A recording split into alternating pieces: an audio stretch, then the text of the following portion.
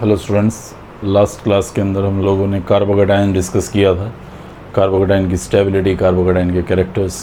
आज हम लोग कुछ और इंटरमीडिएट्स पे यहाँ पे चर्चा करेंगे जो ऑर्गेनिक केमिस्ट्री के अंदर इन्वॉल्व रहते हैं, जिसमें एक सबसे पहले मैंने चूज़ किया है कार्बेनाइन। ये कार्बेनाइन क्या होता है?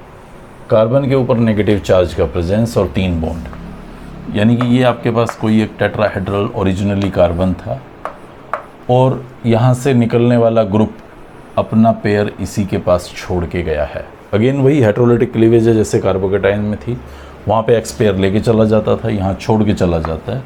ये कार्बन आपका एक्साइटेड स्टेट था जहाँ पे उसने 4 बॉन्ड बनाए हुए थे। 4 बॉन्ड किसके साथ बनाए हुए हैं? तो इनकी ऑर्बिटल्स फिल्ड हो चुकी हैं, ऑक्टेट कंप्लीट हो चुका है इसका शेयरिंग के बाद। अब ग्रुप तो एक चला गया बट वो अपने पेयर को यहीं छोड़ के चला गया, सी हेयर। तो रिजल्टिंग अगर मैं आपको क्लियरली ये दिखाऊं सिर्फ कार्बन के इलेक्ट्रॉन्स, तो एक इलेक्ट्रॉन एक्स्ट्रा उसके पास है जो एक्स छोड़ के गया है, बाकी सारे 4 उसी के इलेक्ट्रॉन्स हैं। sp3 हाइब्रिडाइजेशन होगा, लोन पेयर हमेशा हाइब्रिडाइजेशन में पार्टिसिपेट करता है।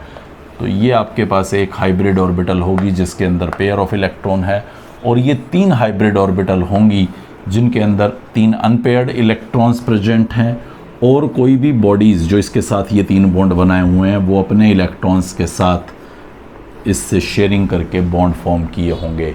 ये हमारे पास पिरामिडल शेप का कार्बेनाइन होता है। ये जो कार्बेनाइन है ये एक अच्छे न्यूक्लियोफाइल की तरह से बिहेव करता है, मतलब कोई भी न्यूक्लियोफिलिक सेंटर अगर आपको कहीं दिखाई देगा, जैसे कार्बोकेटायन न्यूक्लियोफिलिक सेंटर था, वहाँ पे न्यूक्लियोफाइल्स अटैक करते थे, तो ये पर्टिकुलर कार्बन जिस पे आप पेयर ऑफ इलेक्ट्रॉन देख रहे हैं वो इस कार्बोकेटायन पे या किसी पॉजिटिव बॉडी पे या H+ पे जाके अटैक कर सकता है। जैसा मैं बोलता कि कार्बोकेटायन एक प्लेनर स्ट्रक्चर है एंड फ्रंटल और रियर या above and below the plane attack possible है, यहाँ पे सिर्फ इसी साइड से इलेक्ट्रॉन्स को अटैक करना है। यहाँ ऐसी कोई स्टीरियोकेमिस्ट्री एग्जिस्ट नहीं करेगी। कार्बेनायंस की जो रिएक्टिविटी है वो कार्बन के नेगेटिव चार्ज पे डिपेंड करती है कि कार्बन पे नेगेटिव चार्ज कितना ज़्यादा है। जितना ज़्यादा कार्बन पे नेगेटिव चार्ज होगा उतनी ज़्यादा उसकी रिएक्टिविटी रहेगी, और जितना कम नेगेटिव चार्ज होगा उतनी उसकी स्टेबिलिटी रहेगी। ये मैं यहाँ पे 3 कार्बेनाइंस आपको दिखा रहा हूँ, प्राइमरी, सेकेंडरी और tertiary. See it very carefully. ये आपको सेकेंडरी कार्बेनाइन दिखाया है, ये टर्शरी कार्बेनाइन दिखाया है, और ये प्राइमरी कार्बेनाइन दिखाया है। सिर्फ चेक कीजिए नेगेटिव कहाँ पे ज़्यादा है, वही ज़्यादा रिएक्टिव होगा, कम स्टेबल होगा। तो मिथाइल अपने इंडक्टिव इफेक्ट की वजह से इस कार्बन पे नेगेटिव चार्ज डेंसिटी को बढ़ाने की कोशिश कर रहा है, जबकि यहाँ पे वो घटाने की कोशिश कर रहा है। रिजल्टिंग इसकी रिएक्टिविटी सबसे ज़्यादा होगी और इसकी स्टेबिलिटी सबसे ज़्यादा होगी अमंग दीज 3। अगर मैं सुपर प्राइमरी कार्बेनाइन लिख दूं तो उसकी रिएक्टिविटी और भी कम हो जाएगी, यानी कि वो सबसे ज़्यादा स्टेबल होगा अमंग दीज 4। हाइपर कॉन्जुगेशन का कोई काम ही नहीं है यहाँ पे, सिर्फ इंडक्टिव इफेक्ट ही रोल प्ले करता है इसकी स्टेबिलिटी को एक्सप्रेस करने में। मैं कुछ और एग्जाम्पल यहाँ पे लूँ और उनकी स्टेबिलिटी को मैं यहाँ कंपेयर करूँ। जैसे आप एक इसको देखें, CH3CH2 negative, CH2 double bond CH negative and CH triple bond C negative. तो आप देखेंगे ये वाला कार्बन sp3 हाइब्रिडाइज्ड है और ये वाला कार्बन sp हाइब्रिडाइज्ड है, मतलब मोर इलेक्ट्रोनेगेटिव है। तो मोर इलेक्ट्रोनेगेटिव इस पेयर को अपनी तरफ ज़्यादा खींच रहा होगा, रिजल्टिंग ये कार्बन डेफिशिएंट हो रहा होगा, और जब कार्बन डेफिशिएंट हो रहा होगा तो वो पेयर को कहीं आगे इतना आसानी से अटैक नहीं करवा पाएगा, ये सबसे ज़्यादा आसानी से अटैक करवा पाएगा। तो ऑटोमेटिकली ये ज़्यादा स्टेबल होगा और ये कम स्टेबल होगा। इसको ऐसे भी समझें मेरे पास ये 2 स्पेसीज हैं, एक इथेन है, जस्ट एक अलग से H दिखाया, अदरवाइज C2H6 ही है ये, और ये एसिटिलीन है। मेरा मन कर रहा है कि मैं यहाँ से H+ को निकाल लूँ और यहाँ से H+ को निकाल लूँ ताकि ये कार्बेनाइन बन जाए। तो आप देखेंगे मैं इस H+ को जब निकालता हूँ तो यहाँ पे बनने वाला कार्बेनाइन क्योंकि मोर स्टेबल था, जैसा कि मैं अभी बता के आया हूँ, तो ये H+ क्वाइट आसानी से निकल सकता है, लेकिन ये H+ इतना आसानी से नहीं निकलेगा। ये H+ के निकलने का कोई चांस नहीं है। और ये बात आप पढ़ के भी आए हैं 11th क्लास में, और आगे भी आप कई जगह पे ये बात फेस करेंगे कि sp highly electronegative carbon pair को अपनी तरफ खींच के H+ बढ़ा रहा था, तो H+ निकलने के चांसेस ज़्यादा थे, जबकि यहाँ पे ऐसा कुछ नहीं हो पा रहा था। आप ये भी पढ़ेंगे कि ये एसिडिक होता है, सोडियम डाले जाने पे हाइड्रोजन गैस निकाल देता है, लेकिन ये नहीं निकाल पाता। वजह साफ है, यहाँ बनने वाला कार्बेनाइन क्योंकि क्वाइट स्टेबल है तो इसलिए वो H+ को छोड़ पा रहा है, जबकि ये H+ को बिल्कुल भी नहीं छोड़ पाएगा। कुछ और एग्जाम्पल ऐसे ही हम अगर देखें, लाइक हम ये एक कार्बेनाइन देखें और एक ये कार्बेनाइन देखें। ये एलाइल कार्बेनाइन दिखा रहा हूँ मैं आपको, डबल बॉन्ड कार्बन से नेक्स्ट कार्बन पे एनायन, जिसको मैं बोलता हूँ एलाइल कार्बेनाइन। लास्ट एग्जाम्पल में एलाइल कार्बोकेटाइन बताया था, ये एलाइल कार्बेनाइन है। अगर आप देखें इन दोनों में स्टेबिलिटी और आपको लगे कि ये कार्बन तो sp2 हाइब्रिडाइज्ड है, इलेक्ट्रोनेगेटिविटी काम कर रही होगी, भूल जाओ सबको, यहाँ रेजोनेंस है और रेजोनेंस की वजह से आप ये एक और स्ट्रक्चर पाएंगे एलाइल कार्बेनाइन का। रियल स्ट्रक्चर इन दोनों के कहीं बीच में होगा, और इन दोनों के कहीं बीच में होने का मतलब इन दोनों पे वो नेगेटिव चार्ज डिस्पर्स्ड होगा, पाई बॉन्ड दोनों कार्बन्स के बीच में डिस्पर्स्ड होंगे, मतलब कार्बन पे जो नेगेटिव चार्ज है वो 50% है, जबकि यहाँ पे तो नेगेटिव चार्ज बहुत ही ज़्यादा है, 100 तो है ही है, मिथाइल भी धक्के दे रहा है। रिजल्टिंग यहाँ पे स्टेबिलिटी सबसे ज़्यादा होगी, रिएक्टिविटी कम होगी। मतलब अगर इसको कहीं अटैक करना होगा पॉजिटिव बॉडी पे तो ये पीछे रहेगा, लेकिन अगर इसको जनरेट होना होगा, बनना होगा, तो ये एडवांस में जल्दी बनने की कोशिश करेगा। ये एलाइल कार्बेनाइन की स्टोरी थी। अगर मैं बेंजाइल कार्बेनाइंस दिखाऊं, लाइक मेरे पास एक ये कार्बेनाइन है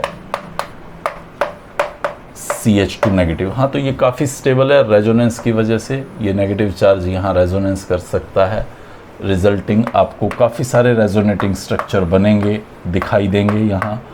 लाइक मैं एक दिखा रहा हूँ ये वाला, फिर नेक्स्ट में ये पाई इलेक्ट्रॉन यहाँ आ जाएंगे, नेगेटिव यहाँ चला जाएगा, फिर ये यहाँ आ जाएगा, नेगेटिव यहाँ चला जाएगा।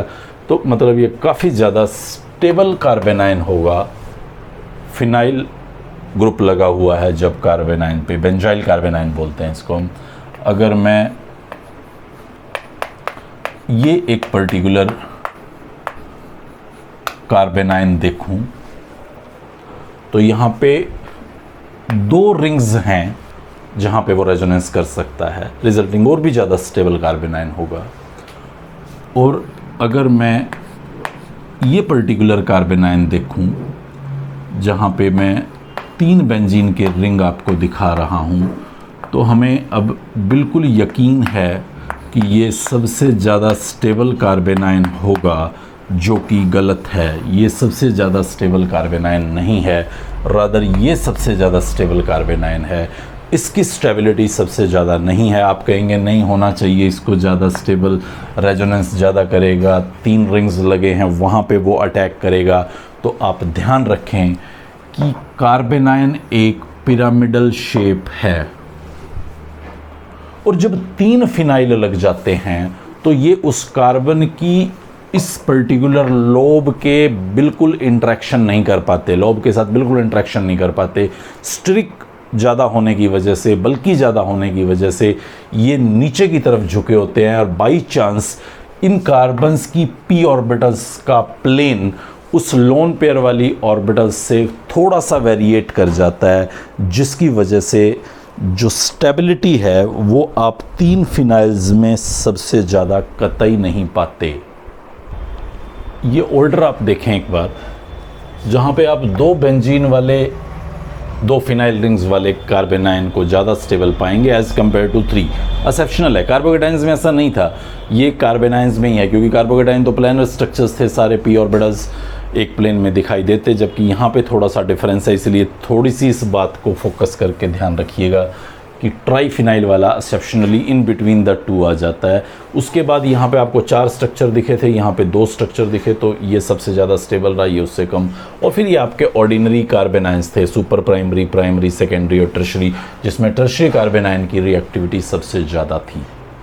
अगर कुछ मैं रिंग से एसोसिएटेड दिखाऊं ग्रुप अटैचमेंट, लाइक आप देखें यहाँ पे ये मैं एक अलग से कुछ 3-4 ग्रुप्स लिखने की कोशिश कर रहा हूँ। लाइक यहाँ पे एक कार्बन आयन है और यहाँ मैं कोई इलेक्ट्रॉन विड्रॉइंग ग्रुप लगा देता हूँ, नाइट्रो एक इलेक्ट्रॉन विड्रॉइंग ग्रुप होता है। या मैं एक एग्ज़ाम्पल बिना किसी ग्रुप के छोड़ देता हूँ, या मैं यहाँ पे एक एग्ज़ाम्पल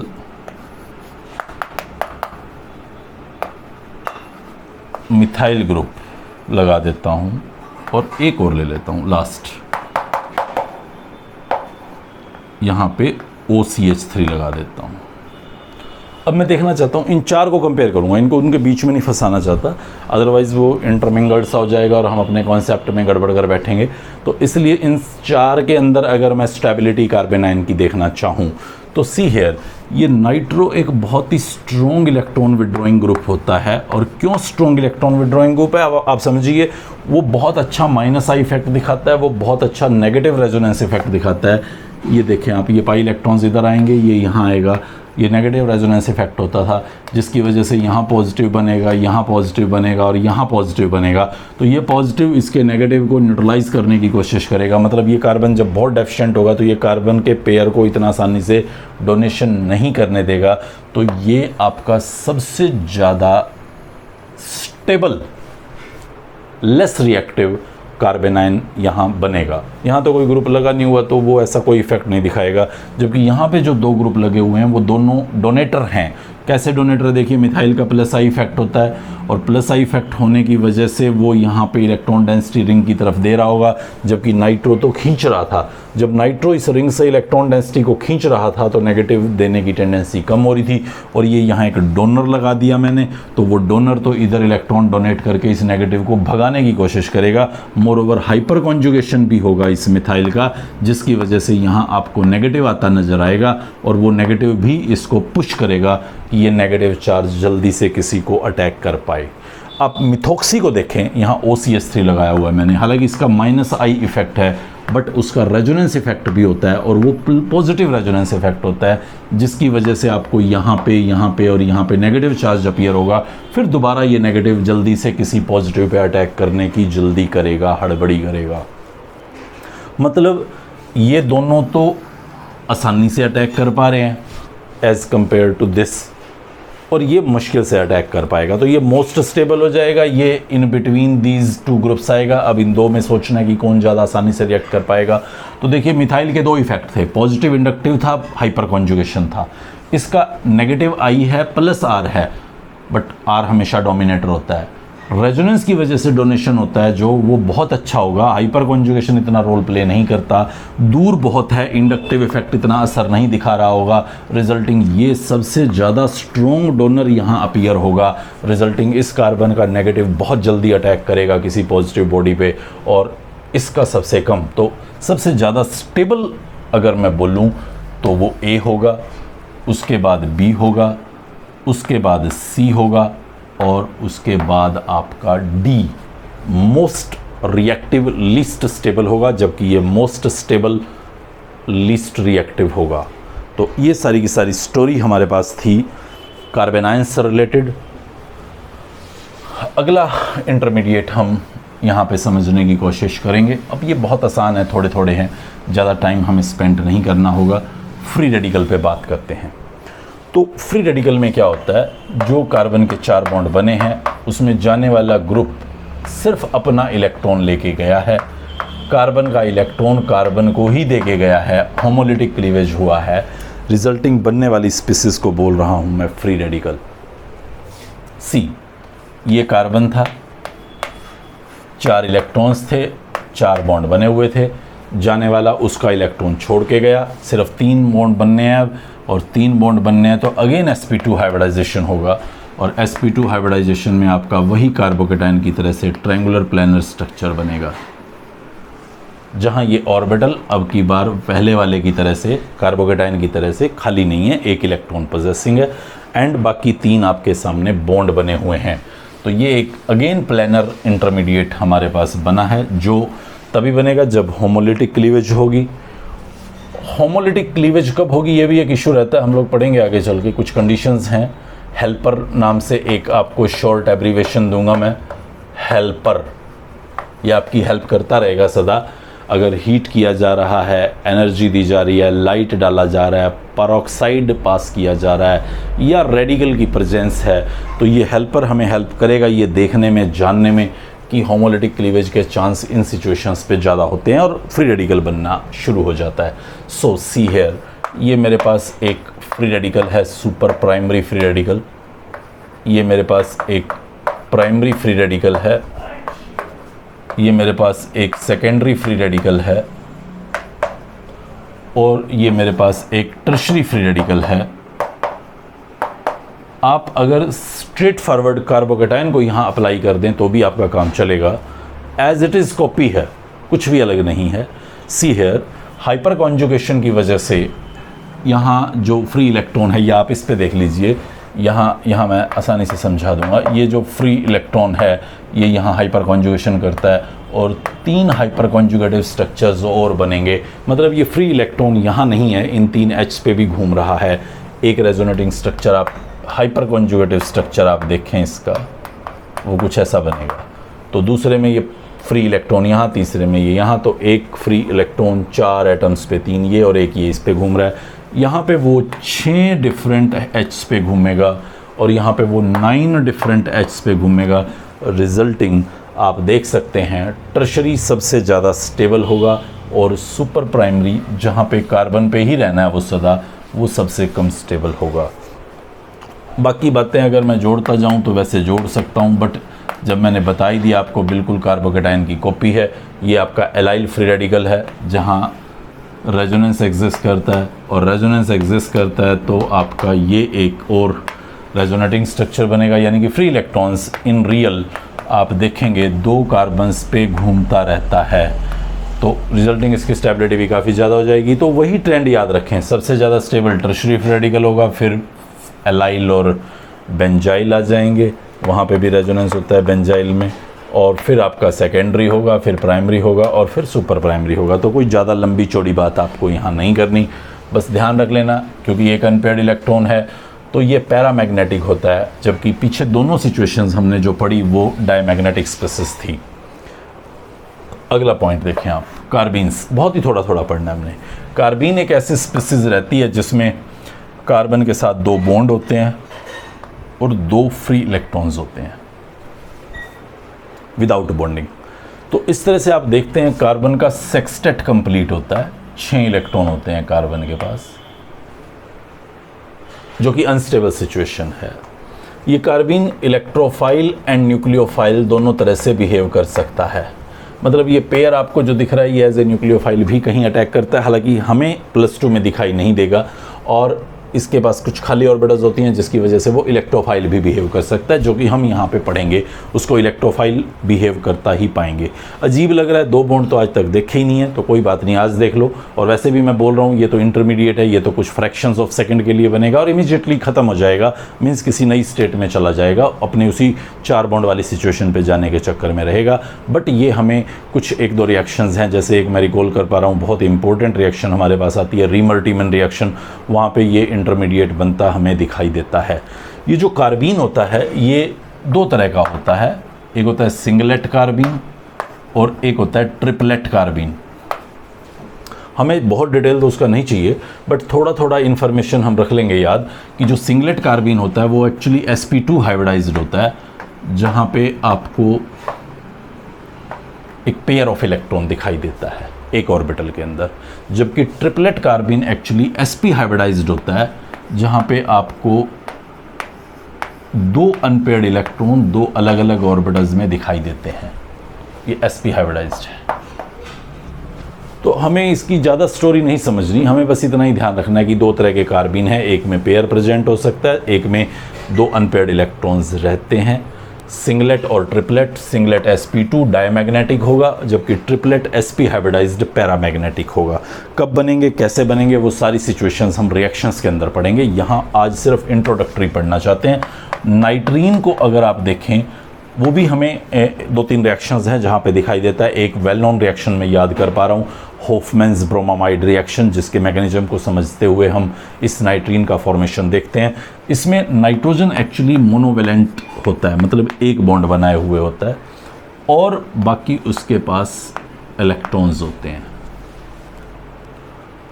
वही दो तरह का होता है, सिंगलेट और ट्रिपलेट। जो सिंगलेट कार्बीन है उसमें नाइट्रोजन कुछ इस तरह से आपको पेयर्ड दिखाई देता है, sp2 हाइब्रिडाइज्ड, एक बॉन्ड बना हुआ होगा लाइक दिस। जबकि ट्रिपलेट के अंदर आपको एक पेयर और दो अनपेयर्ड इलेक्ट्रॉन्स उसके नज़र आएंगे और एक बॉन्ड बना हुआ होगा। हालांकि मैं फिर बता रहा हूँ, हमें इनके स्ट्रक्चर ट्रिपलेट सिंगलेट से रिलेटेड शायद ही कहीं कोई ढूंढे पे क्वेश्चन मिले, बट इंट्रोडक्टरी फॉर्म में मुझे लगता है कि हमें इतना ज़रूर पता होना चाहिए कि इस तरह की भी कुछ इंटरमीडिएट स्टेजेस हमारे सामने नज़र आती हैं, जिसमें नाइट्रीन और कार्बीन दो वेल नोन एग्जाम्पल्स होंगे जो हमें यहाँ प्रॉपरली ध्यान रखने हैं। बहुत ज़्यादा टाइम इनके ऊपर स्पेंड नहीं करना। ये सारी की सारी कहानी आई थिंक बचते हुए सारे इंटरमीडिएट्स पार्ट की थी, जो हमने कल स्टार्ट किया था कार्बोकेटाइन का, और उसी का आगे ये कंटिन्यूशन था।